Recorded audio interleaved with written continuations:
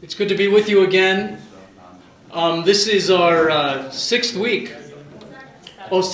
already of our lecture series, Journey to a Better You, and we're blessed this evening to have with us Michael, one of our parishioners, Michael Ansara, who was the Teen Soyo president, I think, when I first got here, or maybe not even, maybe he's still in junior high.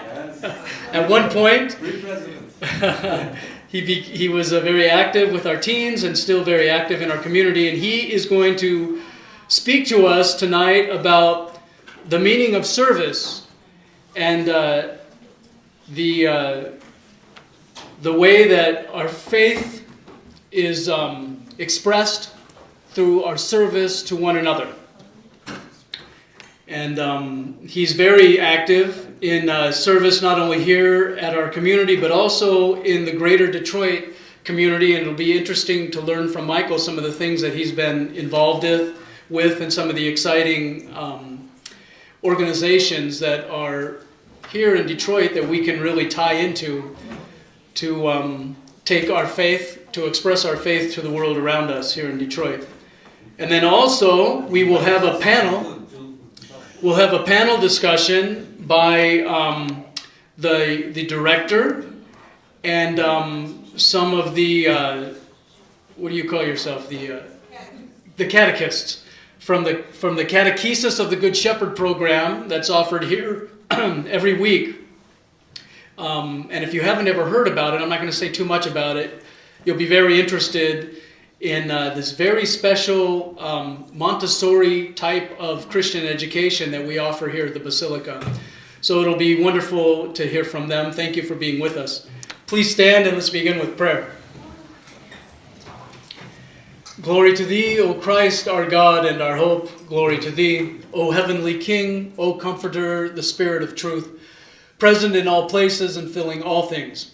Treasury of blessings and giver of life, come and abide in us and cleanse us from every stain and save our souls, O gracious Lord. In the name of the Father, and of the Son, and of the Holy Spirit. Amen. Please be seated. Michael, give you the floor. All right. Did he tell you where to stand? Good evening, everybody. Good evening. Christ is in our midst. So, like Father Jim said, really, my days in the church started when I was just like about 13 or 14 years old. And it started really in Teen Soyo. And the first thing, I don't know if you remember this, Father, but the first thing I was ever a part of was something of service, where we went to a soup kitchen, we spent the evening there, and got to know some people. We ate with them, we served them. It was a beautiful experience. And it was because of that event that I was like, there's something different here. There's a reason I'm going to be a part of this place. And my life in the church, my life of getting to know God, of getting to know Christ, of being with all of you, started with service. So it's something very personal to me, and I'm sure in all of your worlds, it's the same thing for you also. I think what's cool about talking about service and about serving, first of all, it's so universal.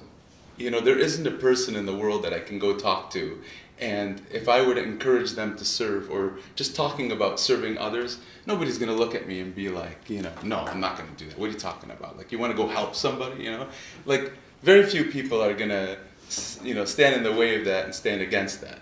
Of course, as Christians, it's part of our identity, right? It's so much a part of us, based on our scriptures, on our beliefs, all of that relationship with God. It's based on serving. But if I talk to my Muslim friends, they believe the same thing. If I talk to my Jewish friends, they say the same things. Even atheists who don't think there's a God in the world, they also think there's a good thing about serving other people. So I think just at its core, when Father Jim and Nahla invited me to come say a few words about serving, I thought, I don't know if I fit into this whole stretch of things, because this talk is all about this series was all about a journey to a better you. I know there were some physicians, there were some dietitians, there was some talk about faith here and there, right? But a lot of it was, this idea of, improving your physical health, maybe mental health too. But I was trying to think of how I fit into this. How would this talk fit into this? And it really does. I hope by the end of my time talking to you, you realize how that is. So it's something so universal. If we sort of hone in on our own Orthodox Christian faith and we think about the time of Lent and those 40 days of fasting, a few things that our priests always tell us to do is to fast, to pray more, to come to church, and to take communion. But the other thing that is also said is to perform acts of mercy, right? Which is just a form of service, a form of love. So again, part of our prescription, if you will, of growing closer to God, of being in that salvific world, of connecting with God, is serving, okay? So obviously, I don't think any of you guys would disagree with me that service is so important and it's part of our identity. It's so true that if you ask Raphael, he's 5 years old, and you go to somebody who's 8 years old and a little child who's 12 or 13 years old, they're so cheerful about wanting to help other people. So it's really part of who we are. So then the question is, what is service? Like, how do you define this? And I think every generation and every society has sort of defined this differently throughout time. Here we are in 2019, where we're in America, right? And we have political systems set up the way they are. Unfortunately, we have rich separated from poor. Oftentimes we have black separated from white. Many different kinds of separations. That we have organizations and we have ways to get us out of our comfort zone, move us into another arena, just to go and help. So that's one form of service, but that's not the only form. And I think a lot of us, when we think of serving, at least when we're talking about it in schools or at work or even here in the church, we think about that kind of service. But there are so many other beautiful ways to serve, right? And I'm looking around and I feel almost like I'm talking to a bunch of people who can definitely teach Father Jim and I and everyone up here about what that means, right? A mother's love to their child, a grandmother's love to their grandchild, even a neighbor's love to the gentleman or lady next door. So it doesn't have to be, service is not so much about what it is, it's that we do it. And if we kind of paint that picture, just something very personal to me, all of you know probably that I sing in the choir. And I feel that, God has given all of us different talents, and I love to sing. It makes me joyful. It's definitely something I love to do. But when I go up there and sing, I think of that as a form of service to our community, as being able to serve the liturgy. I see fellow choir members, and I know you feel the same way. So that's just another, one example. But it's oftentimes in the most quiet ways that we serve. And those are the beautiful ways that, we first serve our neighbor who we see, so that we serve God who we don't see. And so, all of this is part of that story. Every Sunday we celebrate the liturgy, and that is a time where liturgy, of course, all of you know, it's this act, this work of the people, right? And we celebrate this over an hour and a half, 2 hours time. And we finalize with the Eucharist. And then we leave the church and we go into the world. And I remember a priest telling me, now the liturgy has begun, right? Like you leave the church, let's start the liturgy. And let's start worshiping God, because you practice it here together. You worshiped Him in spirit and word, and now we go and we worship Him in flesh out in the world. And so, to me, this has always been the foundation that I've lived by in terms of my world of service. Now, all of you know that it's very easy to serve a stranger, right? It's harder, much, much, much harder, the more you know about a person to serve them, right? Because I can think of every reason why I shouldn't help my first cousin, because I know every mistake he made. I know every time I loaned him money and he never paid me back. And I know the whole story, you know what I mean? But oh my gosh, I meet Sohail for the first time. He's a smiling, nice guy. Of course I'm going to help this guy. Yeah, of course. So I think that's something else that has to be said about service. That we don't serve because, first of all, we try to serve even those who are closest to us when it doesn't make sense. And when it hurts, we should serve so much that it actually, we feel a little pain in it. That like, how am I doing this again? Now I'm not talking about serving dysfunction. We know what that means. Like, for example, an alcoholic who has the same cycle, or a drug addict who has the same cycle, or somebody who just can't get their act together. We know what that is. We still serve them, but maybe a little bit differently, maybe with a little tougher love. But nonetheless, I think there's something to be said about that. So again, kind of looping back to the whole concept of the series, A Journey to a Better You, I was thinking, when you go to the doctor and you say, doctor, I just don't feel right, I have this cough and it's been here for 3 months, and I get dizzy every so often. This is kind of a normal thing that someone would go to their doctor for. And he would say to you, why don't you cut something out of your diet, or try this, just try this supplement or this prescription, see what happens. It's sort of the most basic way to get at whatever's going on. And I also tell my friends, when they call me and they're down and out, and they're just not feeling really positive about life, and maybe they're a little depressed, they probably don't have a major mental health issue. But probably what they need to do is just go serve somebody. Go out there and do something for someone. And what you'll find is you're probably going to feel a lot better. So it's funny the way God has engineered our life so much that your happiness depends on your ability and your action to serve somebody. I think that's a pretty cool thing. And it's universal. Again, it's not just us Christians, it's not just other faiths, but literally it's so universal that you can ask anyone and you can connect on these principles, So with that said, I'm just going to spend another minute on that, about this idea of, just going out there and serving. And in the context of a journey to a better you, it's a beautiful thing. It changes your life. It changed my life, really. I'm just going to be very personal here for a minute. I don't know if many of you know my family, but I was born into an entrepreneurial business family. Yep, yes, exactly. She was our neighbor to our jewelry store for many years. She worked next door. So she knew my mom and my dad and my sisters working along us in the mall every day. And, I came from this very entrepreneurial family, and it's a wonderful thing to be, business-minded and to find ways to make money for yourself and build your family. It's a very important thing. And those of you who know my dad, he loves to do that. He lives by these things. And so, in their example, I used to see how they would serve people. For example, my dad, I was just like 9 years old, and we went to Ann Arbor to visit my uncle's store. And he saw a man hungry and homeless around the corner from his building. His name was Steve. And that day, my dad said, well, it didn't make sense. He was new to the country. He's like, we don't have this homeless thing in Jordan. Like, this doesn't make sense. So he went back the next day. He picked him up. He brought him to my house where my 3 sisters are, my mom and myself. He gave him a shower. He fed him. And he ended up living with us for 10 years. Yeah, 10 years. He learned how to be a jeweler. He went on finally to have his own apartment. It was really a cool thing. So I learned this from my parents, just kind of watching them. Yeah. But anyway, back to the whole point about the business part.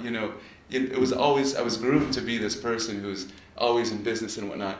And finally, I'm part of the church, and here we are doing things of service and learning more about our faith. And so much that my journey took me through, we won the first round because all of you clicked for us. And then we raised enough money, $50,000, to be able to get a $20,000 prize. So we raised $70,000 in 30 days, which was awesome. There was an overwhelming support for this. Then, 2 weeks later, the kids of Troy Athens High School learned about what we're doing, and they're part of this work.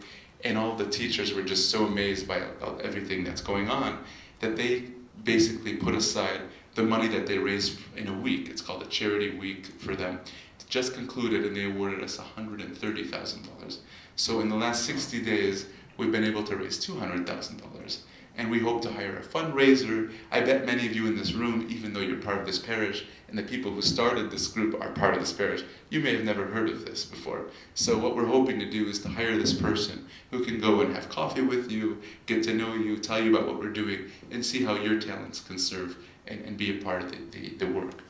So super happy about that. Did I miss anything on that point? Yeah. It was on the news too. Yeah, we were on Channel 2, Channel 4. That's right. That's right. It was a pretty big thing. So we're definitely very, very happy for that. Yeah. Have you? Yes. Who is the president of the Detroit chapter? So basically, we have a board, advisory board. You're talking to the chairman. Yeah, exactly. yeah, chairman. And then we have a director. Eric Shanburn is our director. He's like me. He's bald. He's a little bit taller, skinny. We look like twins, actually. Oh, thank you. And so, he's come here on different Wednesdays and Thursdays and assembled meals with you. And so, so that has been happening. I will say, by the way, there is another group in Detroit, very important to know, called the Orthodox Detroit Outreach. And their reach isn't as far as what we're doing, but they do a very nice thing. Every Sunday at 2 p.m., they have a meal for the neighborhood. And many of the people in the neighborhood, they can afford 5 meals a week for their family, but they can't afford 6 or 7. So not only is it food, but there's a musician who goes in, plays guitar, they have a dance together, the community gets together. It's a really nice thing. And that's just down the street here on Livonia. And I say down the street because I get on my phone and I start driving. It feels like it's 2 minutes away. So, yeah, it's not, right? 15, 20 minutes. It takes about 20 minutes.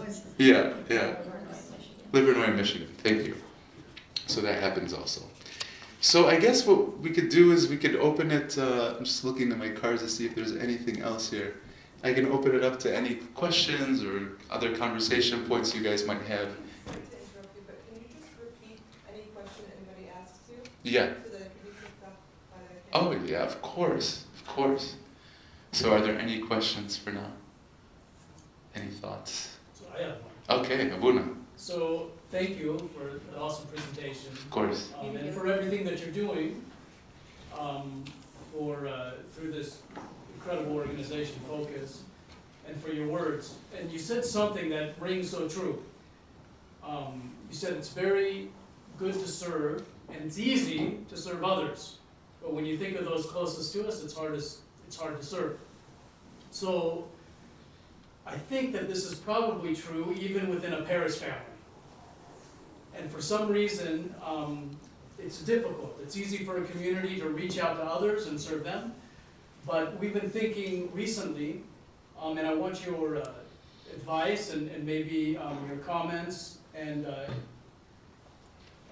your suggestions on what you can offer to this community on how we can not only, you've given us some good ideas about serving others, and there's some organizations to be involved in, but what suggestions might you have with that idea in mind that it's harder to serve those closest to us, that we can provide to ourselves as a community here to help serve each other here in this community? Now, with that said, we're doing it tonight, I think. This is a wonderful opportunity to come together and to serve one another and to teach each other, because we've heard from clergy and non-clergy, and we've heard from women, and we've heard from men, and we've heard from educators and business people and doctors. So this is a wonderful example on how to do that.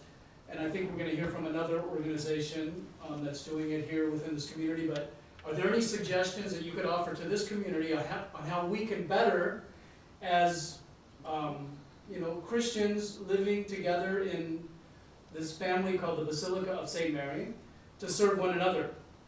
We're a large community, and that makes it even more difficult, and so it's easy to get lost. It's easy to be isolated from one another. What suggestions can you offer to serve one another and to bring us closer together as a community? So one thing I haven't mentioned, and which I think is a partial answer to your question, is praying for each other. I think definitely if in our own prayer lives, if we include each other, which I'm sure many of you are, that's probably the best way to start, right? But the second thing is there's a council. I don't know how many of you know about this, but just in November, October, there are about 5 or 6 people that assembled, and we're talking about ways to fill these gaps and ways to serve in this parish. So hopefully in the next couple of months, you're going to be seeing something called the Visiting Angels Ministry. And so there's a couple of people who are here who are part of it, Victoria and Fed. And basically the idea is we're going to put together a group of people, probably some of you, who will go out and visit new mothers, or maybe go and visit somebody who's homebound, who can't leave their home. and maybe play some cards with them and visit with them and eat with them. Or, it could be a number of those things, and who knows what God will present to us, in that group. I think when you start serving and you get out there and you get the word out there, you'll find reasons to go and serve. I don't know if any of the others here, I think Father Jim's question was really for all of us, but ways that we can serve each other that are very meaningful. Does anybody have any suggestions or something you've experienced, in your own life or at other churches or something? Visiting older people that's been in a nursing home or in assisted living, to give them just a hand, to love them and say hello to them. And That's a big makes them thing. feel good. Yeah. So it sounds like if we get this ministry going, I think a lot of people will be very interested in doing it. Yes, Alice. I used to volunteer in the nursing home, and to go on what she was saying, there's some people in the nursing home that never get any visitors. That's true. And that would be the perfect type of person to visit. Are you talking about people who are part of the community or not even necessarily part of our community? Not necessarily, yeah. And maybe there's ways to learn about who these people are. I'm sure if we call a nursing home and say who hasn't had a visitor in a while, they would tell you. Yeah, that's a nice one. Something that I've seen at other churches that I think could be well received here would be a meal train, where if somebody just had a baby or they just came home from the hospital and they can't cook for themselves, people can sign up. We can have like a sign-up genius the same way we do for the festival. Sign up if you're able to cook a large meal for them, maybe they can have leftovers for the next couple of days, take that to them. That could also be part of visiting them, bringing food as well. And they actually do it's actually called a meal train, and it's online. Oh, there's a And they already have something called that. Oh, wow. Perfect. Yeah. It's called a meal It's train. called meal train, because we had someone in our school community, the mother died, Right. and we signed up for meals electronically. It was very convenient For how and many easy. months? We did it for 6 months. Wow, for 6 months They had 4 boys, and the dad was working and traveling, and they lost their mom. Wow. It was in North. Yeah. This was Jimmy's band member, right? Yeah. Okay, so we've heard a couple very good suggestions. Anybody else? No? Okay. Well, thank you so much for having me. And I think, Angela, you're next, right? Okay. We're going to take a short break. Good evening, everyone. I'm so happy to see you all and happy to be speaking here. Thank you for having us. Before you, we have all the catechists, except for one, but the catechists with the program called the Catechests of the Good Shepherd. My name is Angela Cadado, and we also, could you guys stand really quick? Sure. We have Haria Audrey King, Kim Frage, my sister, Dr. Vicky Tarazi, and Sonia Cassis, who's currently in training, and also Abir Saman, who couldn't be here tonight, but she is also the director of the Basilica's Montessori Academy, which is one of the fruits of this wonderful program that has been brought into our life.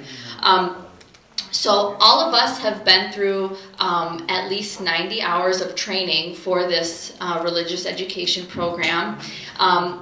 Haria Audrey actually learned about this program back in Santa Barbara and brought it here to our church in about 2011. All of us were we part of discussions that she held with us, and the program has slowly grown thanks to that seed that was planted.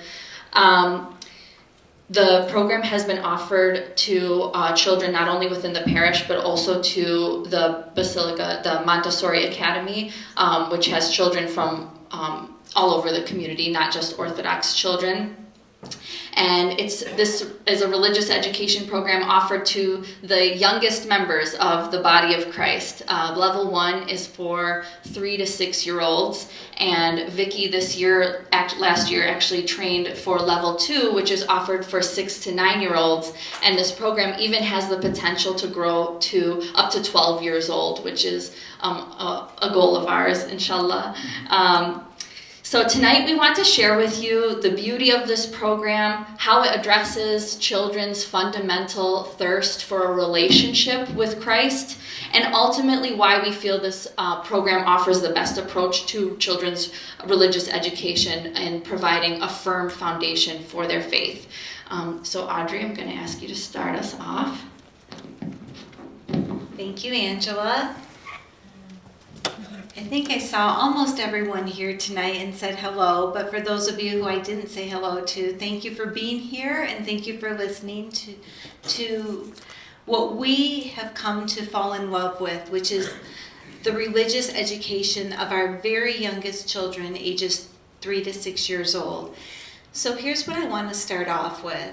I want to ask all of you to think back either to your own children, if you have children, your grandchildren, nieces, nephews. Think about a 3 to 5 year old child for just a minute. So identify one in your mind.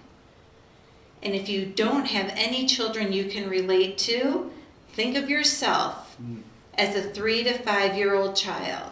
Way back when, probably some of your earliest memories. And once you have that child in your mind, I'd like to open it up and have you tell me, what are characteristics of children who are ages 3 to 5? What are they like? What? Okay, so they're not still.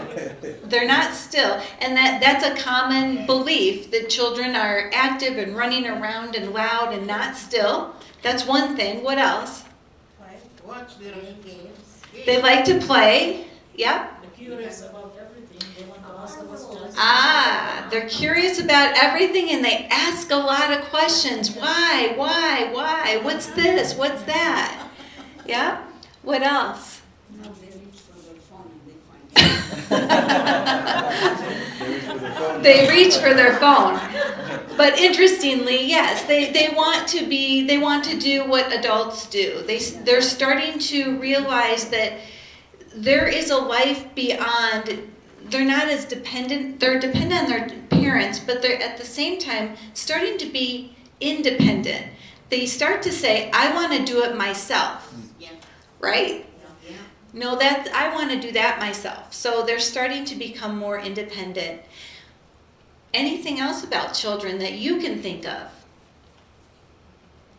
Do you also think that when a child is happy, especially at that age, they're happy with their whole body? Do you see them jump up?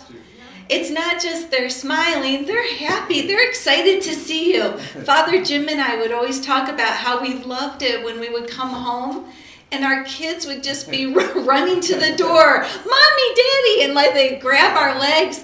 They're full of joy and there's no stopping them. And now our kids, I come home, I don't even know. About 20 minutes later I say, are they home? Did they even is anyone home? No one even cares anymore. So they're definitely full of joy. I do need glasses nowadays, so. Some other things is they're full of wonder. Because they ask a lot of questions, they're definitely full of wonder. They love stories, so they love to be read to, and they like to tell stories. They're especially, when you see children in the church, it's really fun to point out things about the church. This is Christ. Or look at what the priest's doing. Oh, he's holding a chalice. Oh, we get to kiss the cross. Oh, you get bread. All these things are things that start to engage them a lot. These are things that now that they can start to do, and they're starting to remember it.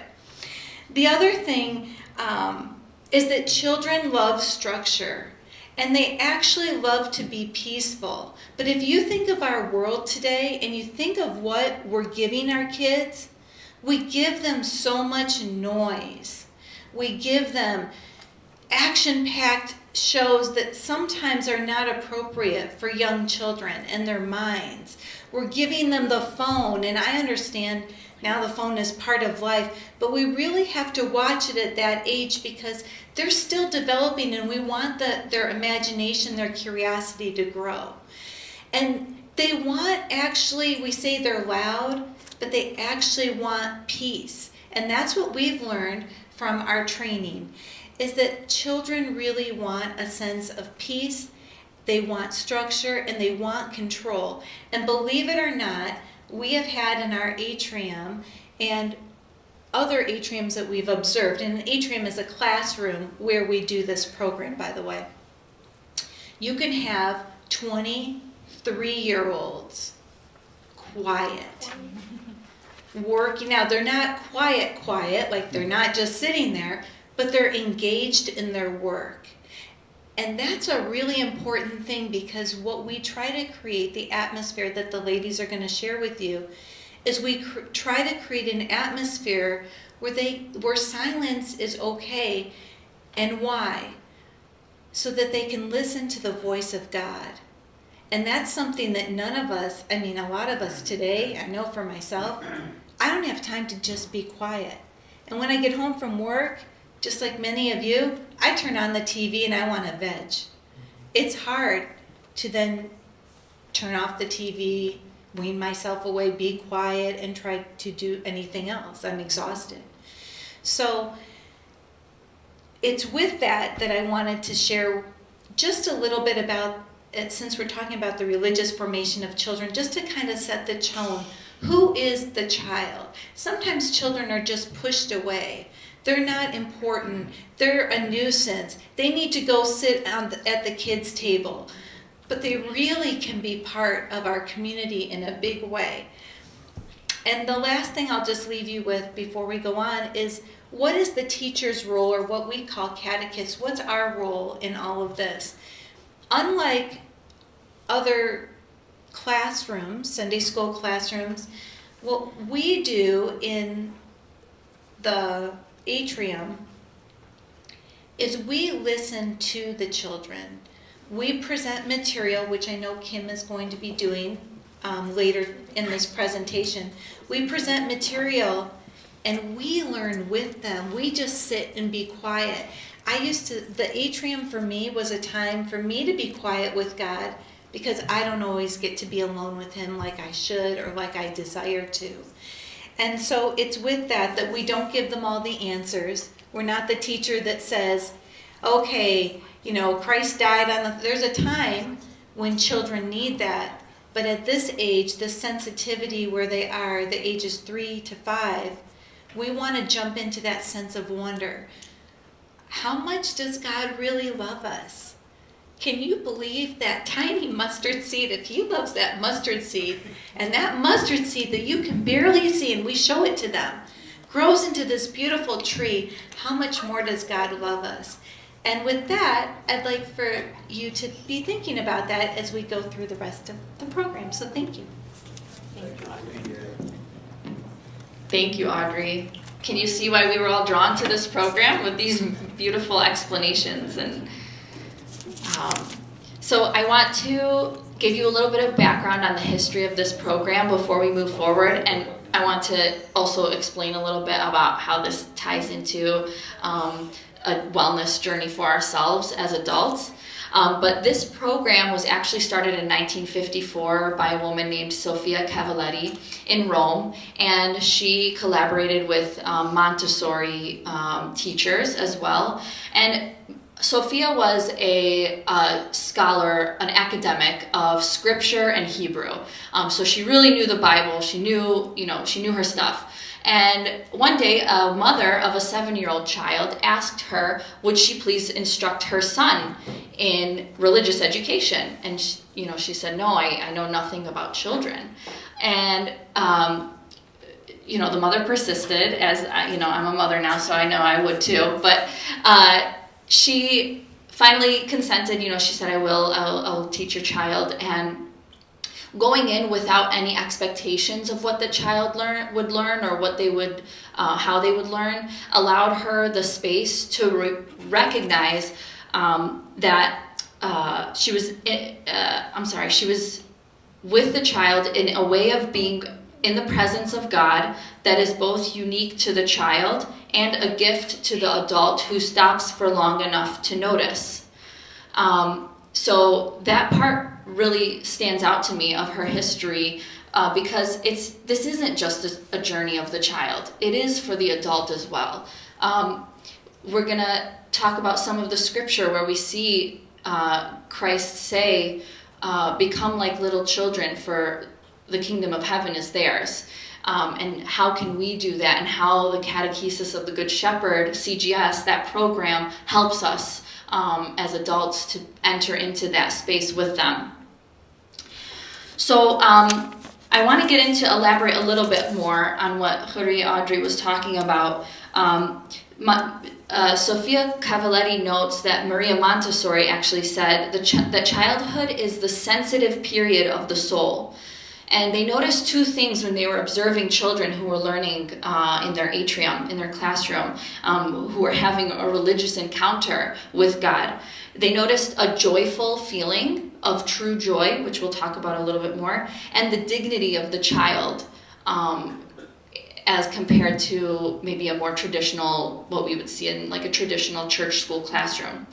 The joy that they observed was a particular kind of joy that makes the child quiet and calm and serene, exactly like what Audrey spoke about. This indicates that the child has found an environment that is vital to their needs. They feel comfortable and at ease, like a fish in water is how they describe it. They don't want to be interrupted when they're in that environment. They are drawn to it. And even in children who are young enough that they're not really speaking yet, not verbal, they notice that their body language shows that they radiate this excitement and joy of being in that environment. She gives an example in one of her speeches about a physically handicapped girl who concluded the prayer at the end of her lesson by saying, "My body is happy." Or a 3-year-old child who said, "The Good Shepherd calls me by name, and that name is joy." So these are examples of the joy that, this true joy that only can come from Christ, from God, that they experienced and observed. Let's talk a little bit about the dignity of the child that this program gives. This program gives dignity to the child as people who are capable of having a personal relationship with God, independent of an adult. Children are able to establish this relationship with God when they are given the right environment and the materials to do so. The catechists, the adults, are there to help guide this relationship, but instead of forcing religious practice, it invites them, the atrium invites them to learn their faith and listen to Christ. Sophia gives an example of a mother who tried to, force her child to pray, and her 3-year-old, and she said, the child said, I pray alone and in silence. So they're already doing this. They already know about God's presence, even without us telling them. And the dignity of that child, seeing that, it stirs within us as adults a respect and a kind of fear, like a God fear, a fear of God, like, who am I in front of this child? Christ says, "Truly I say to you, unless you become like little children, you will never enter the kingdom of heaven." And that's Matthew chapter 18, verse 3. So now I want to get to an example of what do we do in this atrium? How does it look? Kim is going to present one of the pinnacle presentations of this program, and it's actually titled The Good Shepherd. This is presented, we present everything in very small groups, either one-on-one with a child or maybe with 2 children, 3 children at a time. And this is presented about midway through the school year. So I'm going to have Kim take over now and explain that. Let me bring the material for you.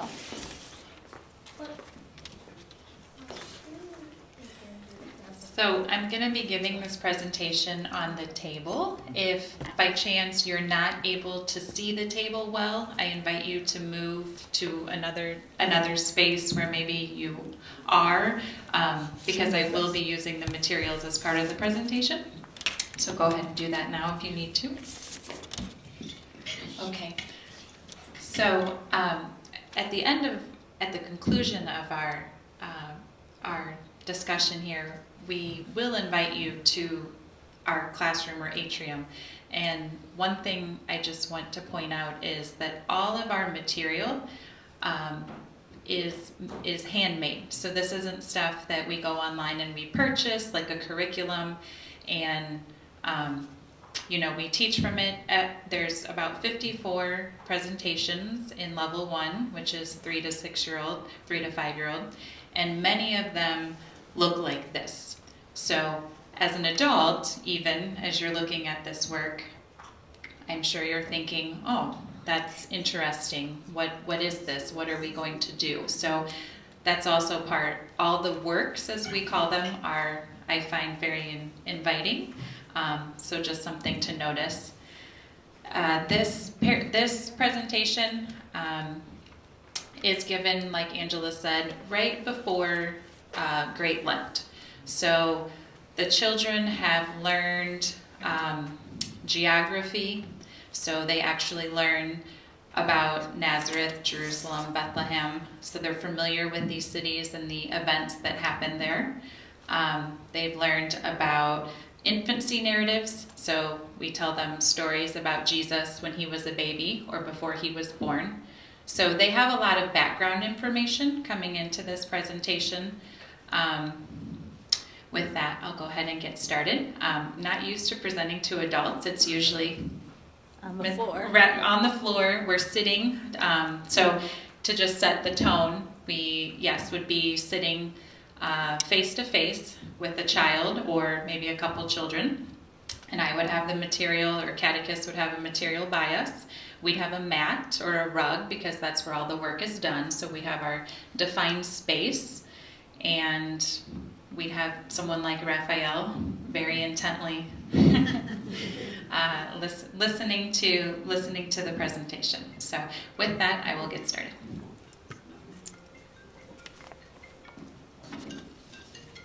The best way to do this. Okay. So we are gathered around a very special table today. We have learned a lot about Jesus. We've been talking about parables.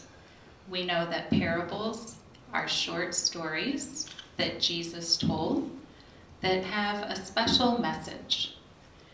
And in this parable, Jesus is going to tell us who he is. He's going to tell us something very wonderful about himself that he has not told us before. So we know that Jesus, where he was born, and we know that he grew up and he had friends, and his friends followed him because he had very special things that he told them. We also learned that these stories, the parables that he told, that his friends, they listened with not just their ears, but they listened with their hearts. They listened to his words with their heart. And one day his friends, they said to Jesus, "Who are you?" And he said, "I am the good shepherd." He told them, "I am the good shepherd." So you know a good shepherd takes care of his sheep. We have a sheepfold. And we have sheep. So if you can't see, these are little wooden sheep on stands.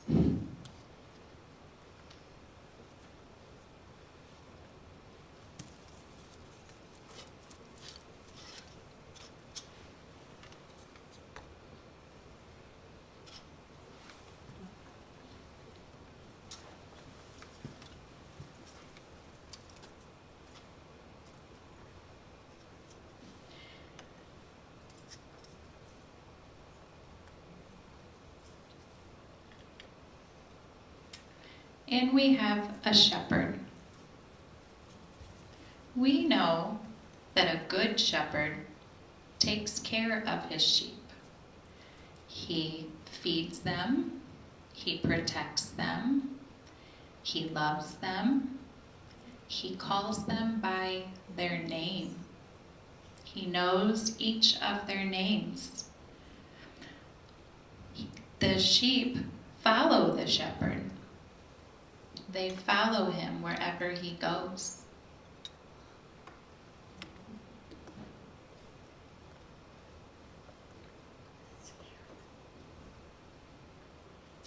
The shepherd takes his sheep out and gives them good things to eat, and then at night he returns them to the sheepfold and protects them.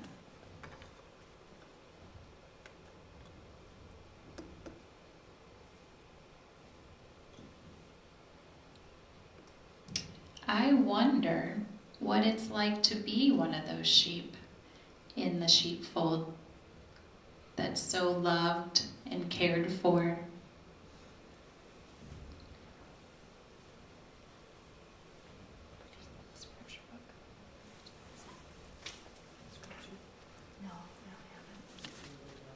Sorry, missing one thing.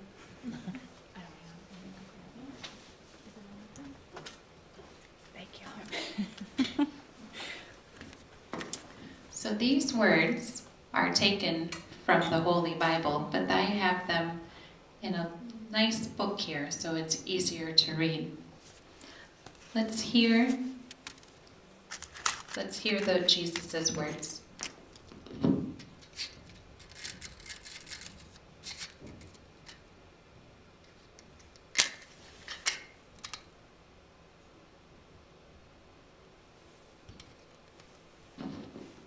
Jesus is the light of the world.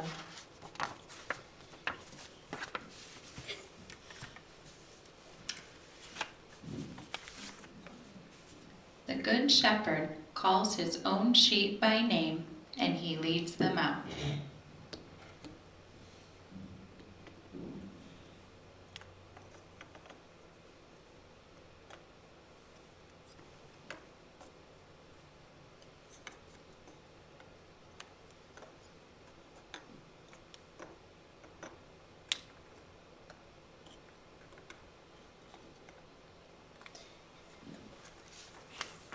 When he has brought out all his own, he goes on ahead of them, and his sheep follow him because they know his voice.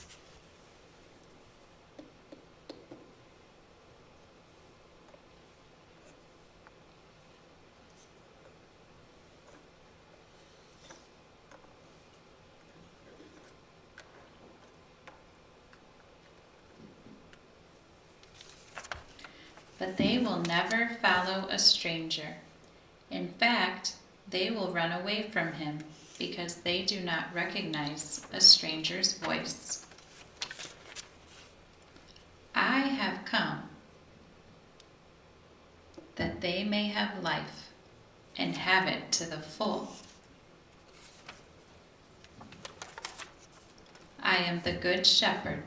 The Good Shepherd lays down his life for the sheep. I am the Good Shepherd. I know my sheep, and my sheep know me, just as the Father knows me, and I know the Father, and I lay down my life for the sheep. I have other sheep that are not of this sheepfold. I must bring them also. They too will listen to my voice, and there shall be one flock and one shepherd.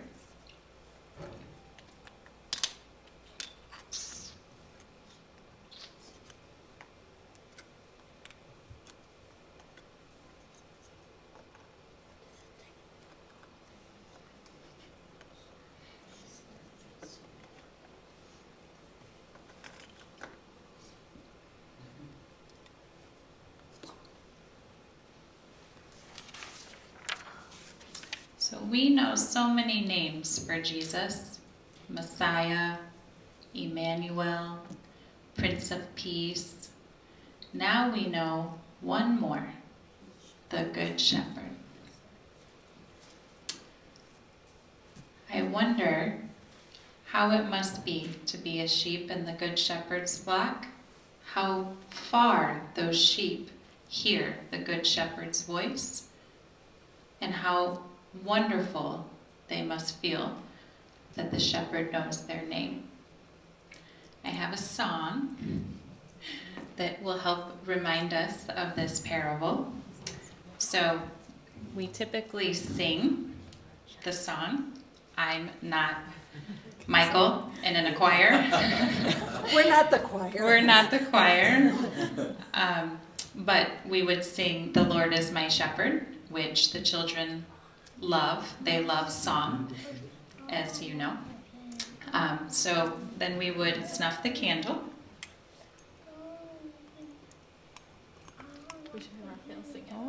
I think we have a choir boy. You want to sing? I know some of it. Yeah. So then we would allow them to restore this work because it is Montessori based, all the material. Once they've been shown a presentation, they're able to use this work themselves. So they're able to take this work to their space, and then we allow them to ask a catechist to light the candle, and we'll read the scripture from the booklet, and then they use the material. And so that's a typical presentation, as well as other ones in the atrium. So you may have children doing several different presentations on their own, works on their own, while a catechist is giving a presentation, a particular presentation to other children. So it's Montessori based is the style of learning. Thank you for listening. Thanks, Kim. That's beautiful. All right. Thank you, Kim. That was beautiful. And that presentation, particularly the Catechesis of Good Shepherd, obviously is sort of named after this parable. And it demonstrates to us how this program is really all about having that ultimate loving relationship, the loving relationship with God that can only be found in Him. This relationship offers unfailing love that, especially for children who maybe don't have an experience of coming from a loving home or a loving background, they're maybe deprived of that loving environment. This really resonates with them, and it fulfills another basic need for belonging. The Good Shepherd, he doesn't just care for you, he knows you by name. You're not just another number in the crowd.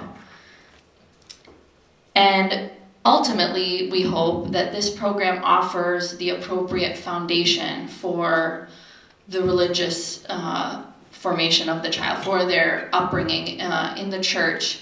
Sophia Cavalletti says that we're like trees. The foliage of the tree can only grow as far as its roots have grown.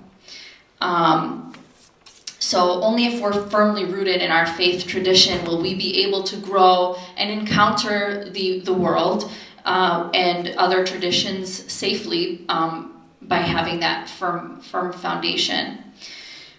Let me move the computer back.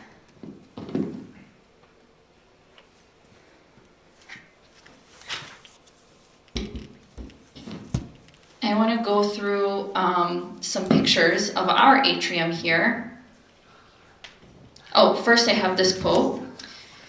"The catechesis of the Good Shepherd is not for the weak-hearted, yet the weak are actually strengthened through their commitment.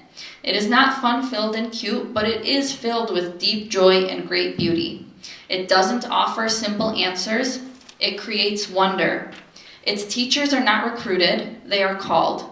It's not something you learn how to do. It is more of a process that you enter into. It is not just another curriculum. It is a taste of the kingdom itself." This is a quote from a woman from 1990, a woman in the Episcopal Church in Mississippi. So this program expanded from Rome. It has expanded into different jurisdictions of Christianity or denominations and we've adapted it. There's a whole Orthodox Catechests of the Good Shepherd group, and we have Catechists now, and it's been adapted to Orthodoxy. Although at this age, a lot of those parables are pretty universal across Christianity. Here's our prayer corner, where we actually change the prayer cloth based on the season. The children learn that we have 6 liturgical colors, and you'll see some pictures of the kids working with that. So each, when it's Great Lent, when it's when we're celebrating Pascha, when we're celebrating Pentecost, when we're celebrating the Dormition, we have colors of the cloth to change, and different materials will sometimes sit on the prayer table. And the children are, that's one of the works. They're able to go and spend some of their time there meditating. They can ask a catechist for help lighting the candle. At the bottom, you'll see under the table, we have our candle there, and then reading scripture. Here's a picture of our altar table. And all of these materials are glass or wood. We don't have plastic. These are, and I have like a 2-year-old, and it's like, okay, how are they going to handle these without breaking them? They know. The environment creates such wonder and, I think, respect, and they reverence for the materials, that they know that these are to be handled carefully. Here is, I don't know why my transitions are so slow. Here's the Good Shepherd work, which Kim just demonstrated to you. And like she said, once a child has been presented with this material one-on-one with the catechist, they're then able to use that work for the rest of the year, and every year after that they come back to the atrium because they've now been presented with it. And we expand upon, a lot of these key parables are expanded upon each year, asking different questions to kind of elicit that, get them thinking about that relationship with God and their place in it. Here, every day at the end of our group, at the end of our session, we meet at the prayer table, and the catechist, you can see Kim here with the Advent wreath, and each week of Advent we cover a new name of. Here we're getting ready to do a procession. So what I love so much about this program is it makes so many connections from liturgy to, so at a very young age, what we're doing in the atrium looks like what is happening in liturgy. And so those connections and that engagement, the children each get to pick an item. We're changing the prayer table from gold to red, and each child will be able to pick an item to carry. So we process just like we do in church, and the song that we sing is Come Lord Jesus, come be born in our hearts. So we process and we sing, and then we set the prayer table together.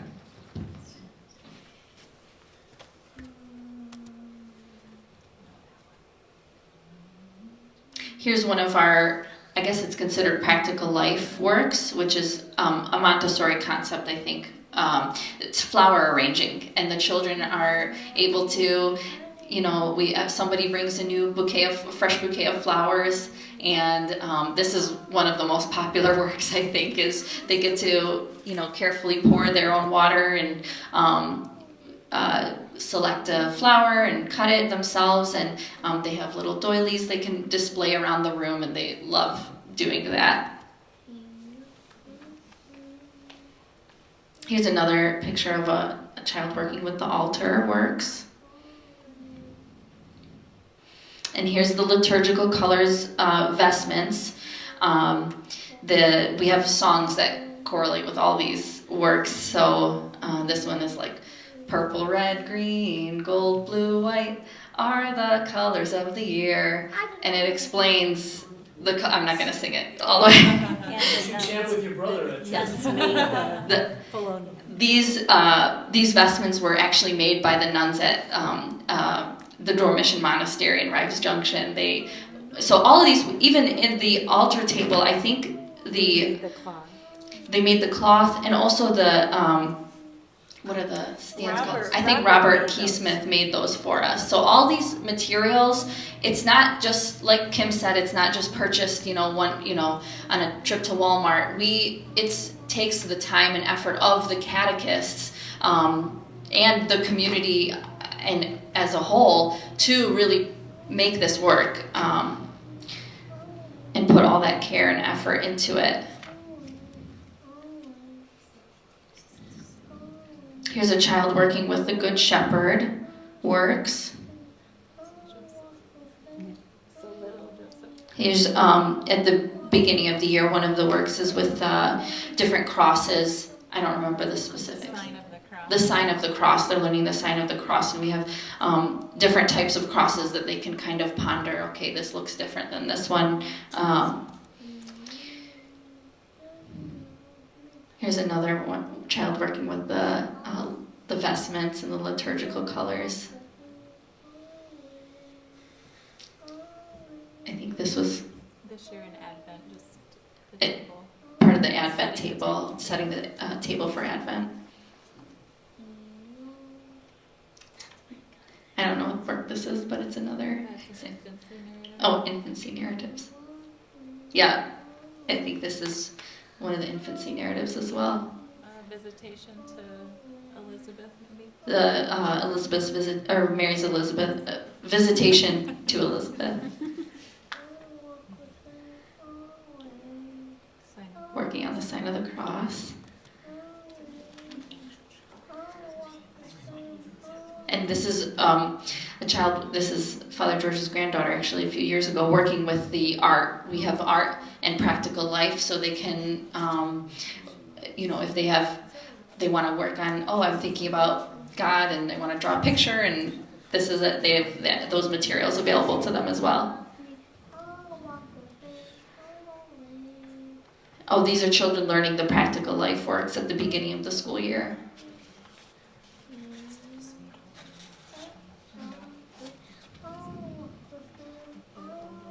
The works also have extended works. By works, I mean the presentation materials, like the ones you just saw Kim present. And as they get older, there are kind of more complicated work that they can do to just kind of cement these ideas and process it in different ways. And this is just the logo of the National CGS organization. I am the Good Shepherd. I am the true vine. So I just want to note a couple of logistical things. Our program has been offered to the parish on Sundays since 2013 and now on Tuesdays to the Montessori Academy. This year we decided that Sundays are not really working in terms of, you can kind of see why the environment really requires quiet, calm, serene, and basically the hallways are a little loud on Sundays, and we decided that Tuesday evenings, a weekday evening, would be more conducive to the type of environment that really the children really thrive in when they're in this in the atrium. So we are, Sonia and I are going to be offering to the parish as a whole. You might have seen our flyers. We're offering it on Tuesdays. Tuesday evenings, 4:30 to 6, starting in September, for the 3 to 6 year olds. Vicky is currently offering it to 6 to 9 year olds, the level 2 atrium, on Wednesdays at 4:30. And this just really helps provide the right environment for the children to encounter Christ. Now, we hope by having this presentation, we are hopefully inspiring people to maybe become a catechist. Maybe you don't have young children, you don't have to. We could be. You're looking for a way to serve. If you're looking for a way to serve, and you you don't have to even be somebody that loves to teach. It's really. I've taught Sunday school for several years, and this is probably, even though there's a lot more commitment, I think, emotionally and spiritually, the work itself, it comes easy because it's so light and so natural. And the material is basically already prepared. You know, we have album pages for each week, each presentation that you are coming prepared to do. It's right there in front of you.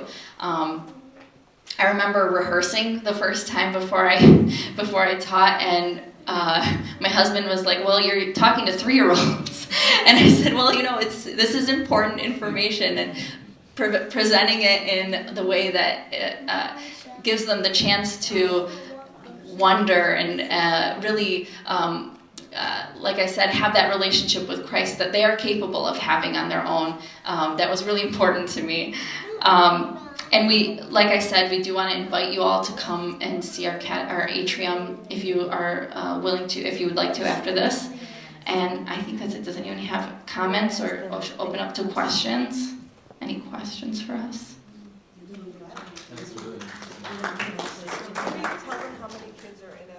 Yeah, most classrooms. So we kind of capped it at 25 children per classroom when we were on Sundays, but that we've found is too many, really, for our atrium. For it to really be the right environment, we've decided to cap it at 12 children for the coming school year, and that's including for the Montessori classes. Those are also around 12 students each, and they come in 2 sections for that. And we're still recruiting. You know, we've opened up registration for the parish as a whole for September this coming year. But really, in order for this program to continue and to thrive, we need more catechists. And that's really what we're hoping to inspire, is somebody who has the heart for this, or even would like to learn more. I know that the training sessions are very edifying for us as the adults. So this program really is not just for the children, it's for us too. And yeah. Well, what's the highest age level that this program Yeah, covers? Father Jim was asking what age does this program end, basically, and it's at age 12. So we have the level 1 is for our 3 to 6 year olds, and level 2 is for our 6 to 9 year olds. But until we get more catechists, we can't really go train for level 3 for the 9 to 12 year olds. I think 12 year olds are 6th or 7th grade. Yeah.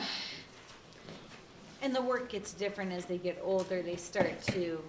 The work gets different as they get older. Once they can start to write, they start to write things, they start to write the liturgy, they start to do more things. It's all about, what developmental stage they're at, and the atrium is geared towards that. So what you're seeing is things that 3 to 6 year olds are geared towards right now. And so.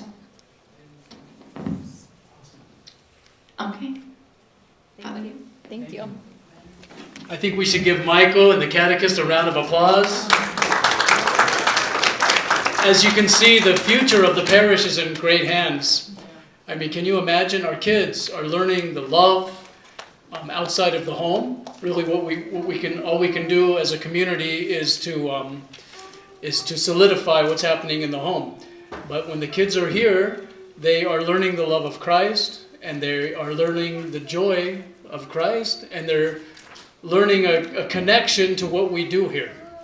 And so that's very powerful. So thank you so much for what you're doing. But I think what we want to do is take this program to the highest level that we can, and we're missing that right now.